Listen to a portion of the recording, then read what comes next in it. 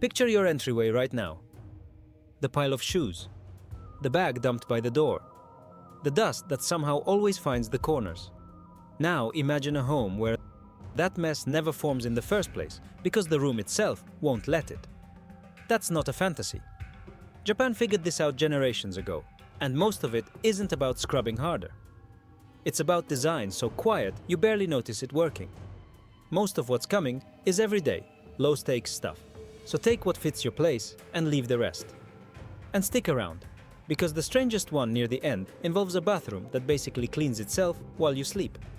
Let's start at the front door, because in Japan, the whole system begins there. The genkan is a sunken entryway, dropped a step below the main floor. And it does one brilliant thing. It draws a hard line between outside and inside. Street shoes come off here, every time, no exceptions. Whatever's on the soles of your shoes, grit, pollen, whatever you stepped in on the walk home, stays trapped in that little zone and never reaches the rooms where you live. Think about how much of household dirt is just tracked in shoe dirt. The genkan stops it cold, before a single grain crosses the threshold. Second on the list, and it's the natural partner to that. Slippers. The moment your shoes come off, house slippers go on, and they never touch the pavement outside. So your floors only ever meet clean, dedicated indoor footwear. It sounds almost too simple to matter. But run it forward a week, a month, a year. That's thousands of footsteps that carry nothing but themselves. Floors stay cleaner longer, mopping happens less often, and the whole rhythm of the home shifts toward not dirty as the default state, instead of a thing you're constantly chasing. Here's a detail most people miss. In many Japanese homes, there's a second pair of slippers waiting just for the bathroom. You slip out of your regular house slippers and into the toilet pair before you go in, then swap back on the way out. Why bother? Because it keeps the one room with the most splash and bacteria completely walled off from the rest of the floor plan. Nothing from that tiled floor ever gets shuffled into your living room or kitchen. It's a tiny ritual, a 2-second swap, and it quietly stops cross-contamination from ever getting a foothold. Number 5 takes us into the bedroom, and it's the futon. Not a couch bed, a real Japanese futon, a thin, foldable mattress that goes down at night and gets put away every single morning. Fold it up, tuck it into the closet, and suddenly the whole room is open floor again. No hulking bed frame collecting dust bunnies underneath, no dark cave where lost socks go to die. The room resets to empty daily. And an empty floor is a floor you can actually wipe down in 30 seconds, which means you actually do. Which brings us to where that futon lives. The oshiere, a deep built-in closet with sliding doors, purpose-built to swallow bedding whole during the day. This is the thing about Japanese storage. It's baked into the architecture, not bought at a store and wedged into a corner. When there's a designated home for the bulkiest thing you own, it goes away without a fight. Clutter, really, is just stuff without an address. The oshire hands the biggest items a permanent one, so they're never left out looking for somewhere to go. 7th, and stay with me because this one's subtle. Those sliding doors themselves, the fusuma and shoji panels that divide Japanese rooms. They slide flat along the wall instead of swinging out on a hinge. A swinging door needs a clear arc to open, a patch of floor you can't put anything on. A sliding door needs none of that. So the room loses those awkward dead zones where clutter usually piles up and gains flat, usable wall space. The architecture itself nudges you toward keeping things tidy, without ever saying a word about it. Let's talk about the floors you actually sit on. Tatami mats, those firm woven rush panels, have a natural texture that doesn't hoard grime the way carpet does. Carpet is basically a sponge for dust, hair, and allergens. It traps everything and holds on tight. Tatami doesn't. A quick sweep or a wipe along the grain lifts debris right off the surface. There's nowhere deep for the mess to bury itself. The material is doing prevention work on its own, just by refusing to be the kind of thing that dirt can hide inside. 9th on our countdown is a habit as much as a design, and it's a beautiful one, the daily wipe down. Many households keep a small cloth handy and give surfaces a quick pass every single day. Not a deep clean, just a light once over. And here's the logic.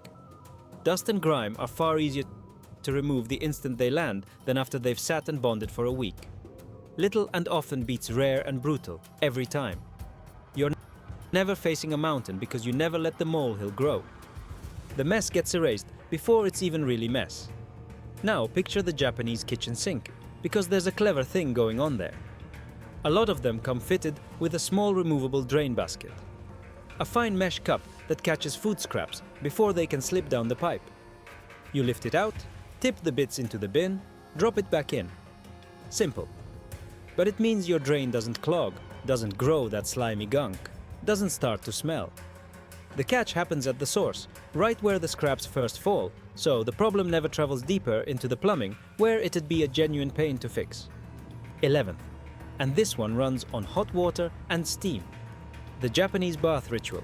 You rinse and scrub yourself fully before you ever get in the tub, so the bath itself stays clean water for soaking. But the knock-on effect is what matters here. All that warm water and steam gets squeegeed and wiped down after, keeping the surfaces from staying wet. And staying dry is the whole game in a bathroom. If you've ever fought a serious damp or mold problem, you know it's worth getting a pro to look at. But the everyday prevention is just this. Don't let water sit and linger where it doesn't belong. Speaking of that, number 12 is the unit bath. A whole bathroom molded as one waterproof pod, floor, walls, and tub all sealed together. There are almost no seams for water to sneak into, no gaps where damp gets behind the tiles and quietly rots the structure. And because it's built to get wet, you can genuinely just spray the entire room down and let the water run to a central drain. Cleaning it isn't a careful, anxious operation. It's practically hosing off a boat deck. The design assumes water and plans for it, instead of pretending water won't happen. If you're finding these useful, do me a quick favor and hit subscribe. It genuinely helps the channel, and there are a few more coming that I think you'll want to try this week. Right, back to it. 13. Ventilation, and the almost obsessive Japanese habit of airing things out. Bedding gets hung over balcony railings on sunny days. Windows get thrown open to move stale air through. Bathroom fans run long after the bath's drained. Why does this stop mess before it starts?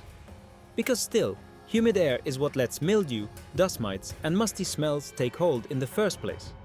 Keep the air moving and the moisture leaving, and you pull the rug out from under all of it. You're not cleaning up mold. You're making sure the conditions it needs never assemble. Our 14th habit is about the empty surface, and it's almost philosophical. Japanese interiors tend to keep countertops, tables, and shelves genuinely clear, not styled with stuff, just open. And a clear surface is a self-defending one. When there's nothing on the counter, a spill wipes up in one stroke and dust has nowhere to gather around. Clutter, on the other hand, breeds more clutter. One item left out becomes permission for the next. Empty space breaks that chain. It's not minimalism for a magazine photo. It's a floor plan that makes cleaning almost effortless because there's nothing in the way. Number 15 zooms in on something tiny and smart. The drying they do before storing. Dishes, chopsticks, the bath, containers. Things get properly dried before they're put away, not stacked while still damp. Sounds fussy. But trapped moisture is exactly what breeds smells, mildew, and that grimy film inside a cupboard nobody wants to open.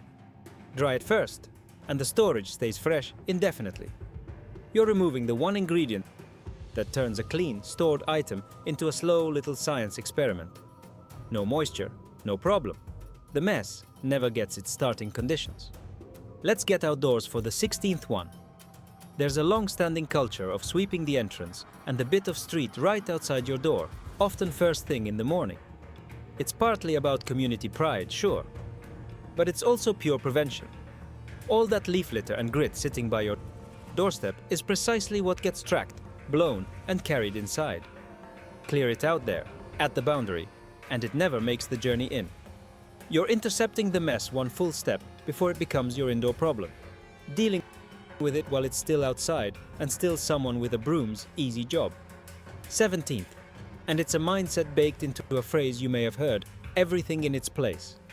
There's a deep cultural pull toward returning an item to its home the moment you're done with it, rather than setting it down just for now.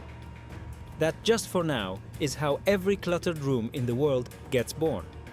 Put it back immediately, and mess literally cannot accumulate, because nothing is ever between where it belongs and where it's been dumped. It's less a cleaning task and more a habit loop that runs all day, quietly, so the room never drifts out of order in the first place. And the last one, the one I teased.